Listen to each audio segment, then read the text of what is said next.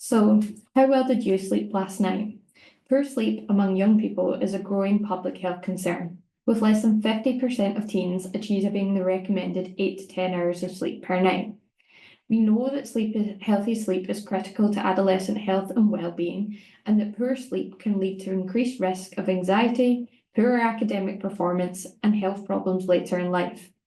While it's often easy to blame teens being tired on things like too much social media, video gaming, and even being lazy, but there's actually a natural biological shift in our body clock during puberty by about 2 hours, meaning that we feel tired and fall asleep later in the evening.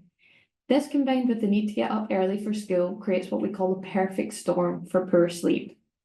While there are several interventions that have tried to improve sleep, such as school-based sleep education programs, few have been very successful. We believe that sleep programs have failed to improve sleep for two key reasons. First, most interventions have focused on individuals and their ability to change their behaviour, and fail to consider broader factors like friends, family, culture, and policy that all shape our sleep. Secondly, few programs have been designed with input from key stakeholders, including adolescents themselves. This likely explains why interventions are often perceived as boring and have limited effectiveness and are poorly delivered in real-world settings. Eyes Wide Open is my PhD research which aims to co-develop a multi-level intervention to improve adolescent sleep.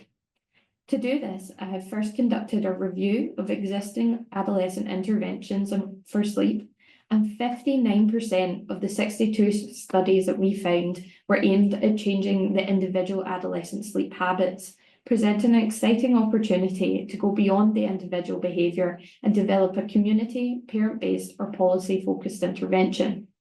Secondly, I worked with adolescents, parents and teachers to identify what strategies we can use to improve sleep.